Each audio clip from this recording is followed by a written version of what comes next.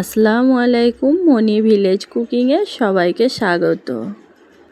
আজ আমি বানিয়ে ফেলবো রুই মাছের তেল ঝাল। তো বন্ধুরা, ভিডিওটি স্কিপ না করে পুরো ভিডিওটি দেখার অনুরোধ রইল।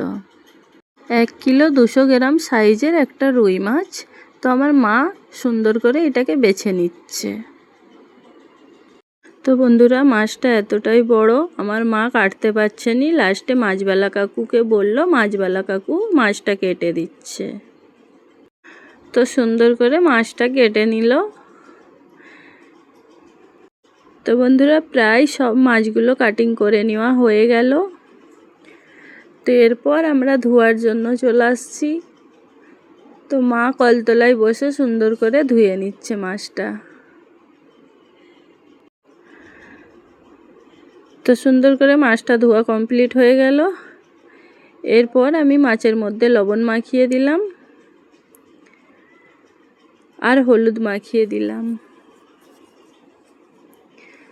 দিয়ে হাত দিয়ে সুন্দর করে ঘষে ঘষে মাছের মধ্যে লবণ আর হলুদটা মাখিয়ে দিলাম। তো এইদিকে মাছের মধ্যে লবণ মাখানো হয়ে গেছে। উনানের মধ্যে কড়া বসিয়ে দিয়েছি, তেল গরম হয়ে গেছে। মাছগুলো ভেজে নেওয়ার জন্য এক এক করে দিয়ে দিলাম। তো বন্ধুরা, ভিডিওটি দেখতে দেখতে অবশ্যই একটা লাইক করে ফেলুন। তো আমার মাছগুলো দেওয়া হয়ে গেছে, এক সাইড হয়ে গেছে। এরপর আমি আর এক সাইড উল্টে নিচ্ছি।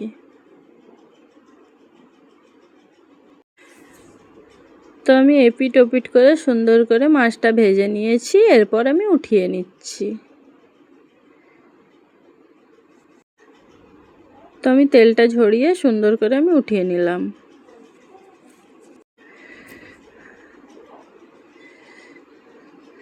তো বন্ধুরা, আমার সব মাছগুলো ভেজে নেওয়া হয়ে গেছে।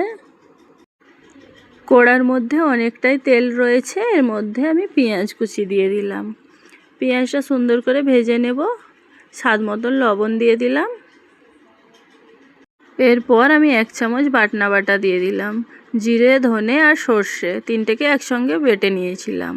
তো এরপর আমি পরিমাণ মতন লঙ্কা গুঁড়ো আর হলুদ গুঁড়ো দিয়ে দিলাম। দিয়ে একটু নাড়াচাড়া করে দিলাম। অল্প একটু জল দিয়ে দিলাম। কেটে রাখা টমেটো দিয়ে দিলাম। উপর থেকে ধনেপাতা কুচি দিয়ে দিলাম অল্প করে। দিয়ে আমার মশলা থেকে সুন্দর করে তেল ছেড়ে গেছে। আমি জল দিয়ে দিলাম। তো আমি উপর থেকে আবারও ধনেপাতা কুচি দিয়ে দিলাম। দিয়ে আমার ঝোলটা ফুটে গেছে। আমি মাছগুলো দিয়ে দিলাম। রুই মাছের তেল ঝাল আমার বানানো হয়ে গেল। এরপর আমি ঢেলে নিলাম।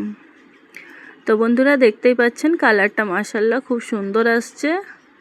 তো বন্ধুরা, আমার ভিডিওটি যদি ভালো লেগে থাকে অবশ্যই আমার চ্যানেলটিকে সাবস্ক্রাইব করে দিবেন। ফেসবুক পেজ থেকে দেখে থাকলে পেজটিকে ফলো করে দিবেন। এতক্ষণ আমার ভিডিওর সঙ্গে থাকার জন্য সুন্দর একটি কমেন্টস করবেন। আজকের মতো সুস্থ থাকুন, ভালো থাকুন, আল্লাহ হাফেজ।